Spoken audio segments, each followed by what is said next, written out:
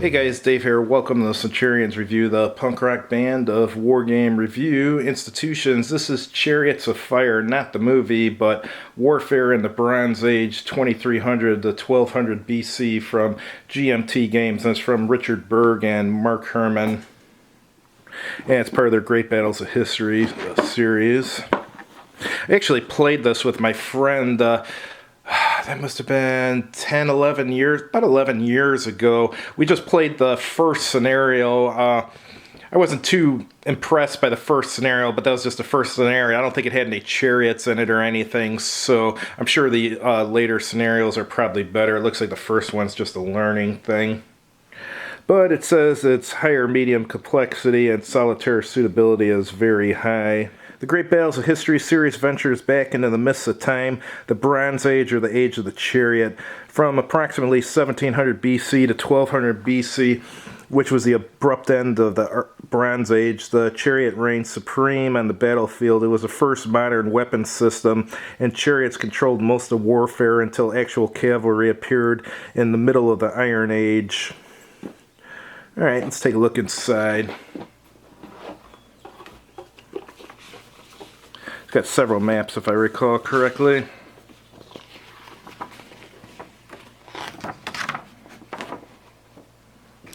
This one's just got the city of Seekmem on the bottom, and then it's got a terrain key down here, so it's pretty open ground, perfect for chariot warfare. See the other maps. This map looks a little bit bigger. This actually isn't my game. This is my friend's game. He let me borrow it so I could do a unboxing video of it. Alright, this is about the Battle of Megiddo in 1479 BC. There's the city there. And it's got the terrain key down here. This is a pretty big map. And there's a little river running through here, or a stream or something. And on the other side is another map. This one is for Troy. Down here is Troy, and lots of open terrain. Here's the Aegean Sea and stuff.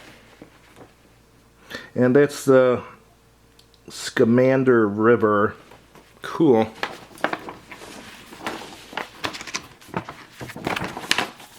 And we have one more map. So there's quite a few scenarios in this, which is good. Like I said, I just tried the beginner scenario. This is Sumer, and it's also Sensor and Estrapa River and Nihiria and Babylon. They all use this map. It's just a desert map, open terrain. And let's see the other side. Alright, this one looks like it's the Battle of Kadesh. Everyone's read about the Battle of Kadesh. Looks pretty cool. Lots of open space down here. Here's the Pharaoh's camp and Ammon's camp. Not sure if I'm pronouncing Ammon correctly, but... And then you get the terrain effect key way up here. Let's take a look at the rule book and the counters and stuff.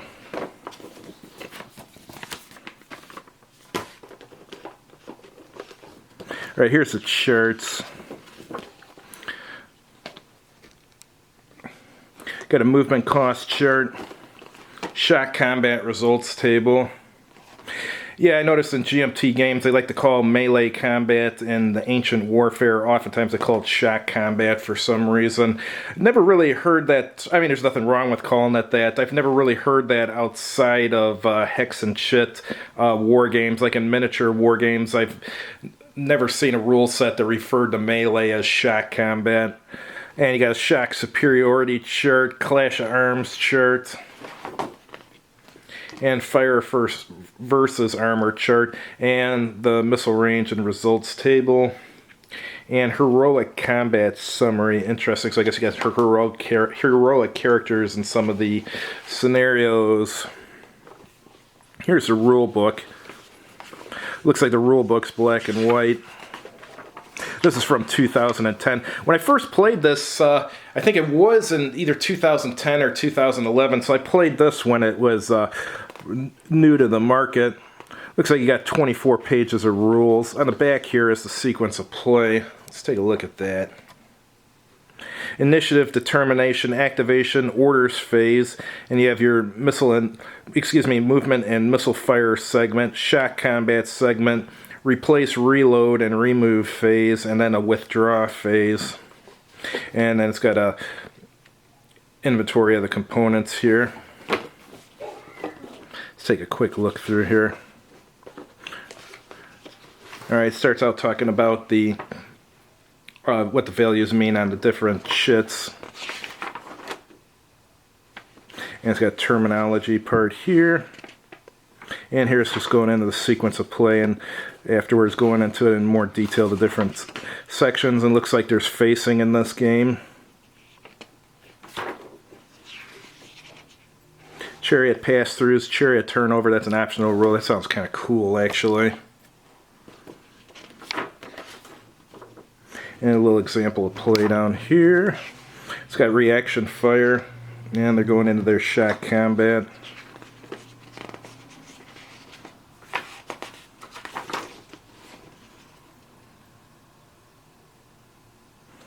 And combat effects here. Actually, the rules don't look very... I mean, there's quite a few of them, but they don't look difficult so far. That's good. I remember when I played it, well, we just played the intro scenario, but I don't think we had any difficulty playing that. So, alright, going over rally here, and heroes, and heroic combat.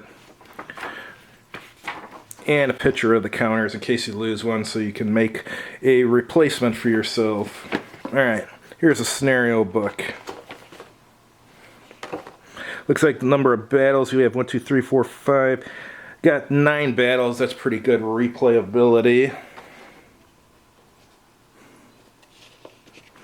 Simple GBOH rules. Oh, that's Great Battles of History. It looks like there's a chit pool variant here. So we got the Battle of Seekman. Battle of Megiddo. I'm sure I'm mispronouncing all this. Like I told you guys in other videos, I'm from Chicago, and in Chicago we mispronounce everything, so don't get mad if I'm mispronouncing stuff. I was raised that way. Alright, the Battle of Senzar. Battle of Kadesh.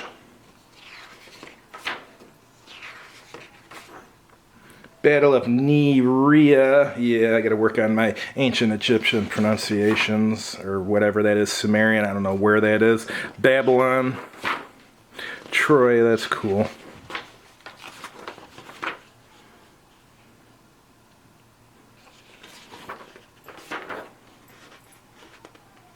Cool. Alright, I don't know if these counter trays came with, or my friend just put them in there. I sell counter trays on the side occasionally. These look like a onesie bought from me, so I don't think they came with. Alright, let's take a look at some of these counters. Yeah, the artwork looks actually pretty good on them. These aren't bad at all. These are pretty good. Looks like it's got some I don't know if these numbers are for a chit pool or what they're for. Like I said, I haven't played this in 10, 11 years.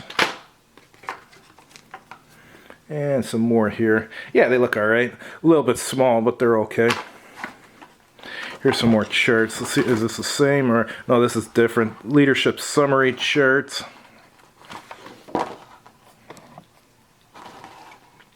Cohesion hit and TQ check chart.